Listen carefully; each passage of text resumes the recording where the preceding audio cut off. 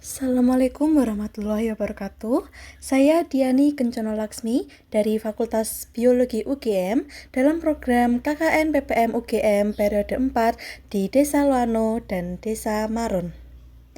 Pada hari ini, saya akan menunjukkan kepada Bapak, Ibu, dan teman-teman bagaimana cara membuat sabun natural dari ekstrak serai.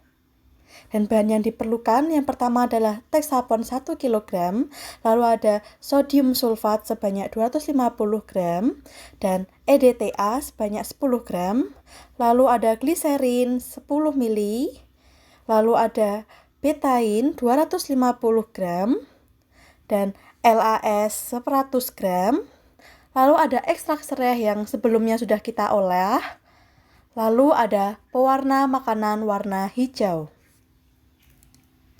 Pertama-tama, kita tuangkan dulu Texapon sebanyak 1 kg ke dalam ember yang telah kita siapkan sebelumnya. Di sini saya menggunakan Texapon dengan ukuran 2 kg sehingga saya akan menuangkan 1 kg saja, yaitu setengah dari Texapon yang saya siapkan. Lalu kita masukkan sodium sulfat sebanyak 250 gram. Sodium sulfat ini sebagai pelarut dan Texapon sebagai bahan aktif utama dalam pembuatan sabun. Kita tuangkan dan kita campurkan ke dalam ember, lalu kita aduk-aduk dan kita campur antara Texapon dan sodium sulfat hingga tercampur merata.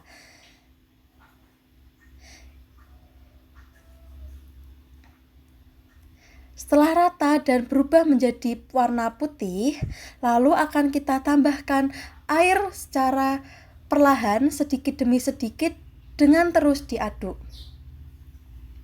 Nah, di sini akan mulai terlihat buih-buih dari Texapon. Ini merupakan tanda mulai aktifnya proses saponifikasi dalam sabun.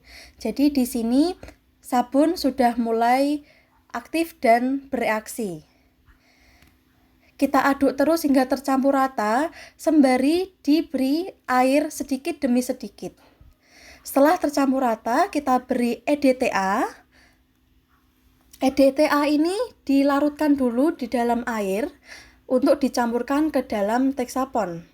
Di sini kita campur dengan ember, lalu kita masukkan perlahan sambil terus diaduk. EDTA berfungsi sebagai preservatif dalam adonan ini.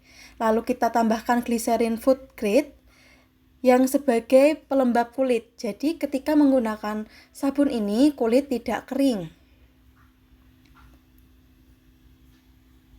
Kita aduk terus secara perlahan dan busanya akan semakin meningkat. Busa ini sebagai pertanda dalam reaksi sabun ini sudah berjalan dengan maksimal.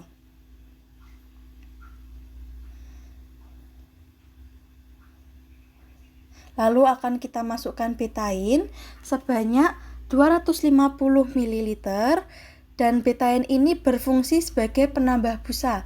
Jadi ketika sabun akan digunakan itu akan menghasilkan busa yang melimpah.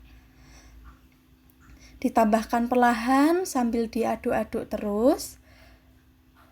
Setelah tercampur rata, kita akan tambahkan LAS. LAS ini bisa ditambahkan secara langsung atau bisa diencerkan dulu ke dalam air hangat lalu ditambahkan secara perlahan. LAS ini berfungsi agar sabun ketika digunakan akan menjadi lebih kesat. Pencampuran LAS dalam air hangat itu akan memudahkan LAS tercampur di dalam adonan nantinya. Dan kita akan tambahkan ekstrak serai yang tadinya kita sudah olah. Di sini ekstrak serai banyak manfaat ya teman-teman. Bisa sebagai aromaterapi dengan aroma serai.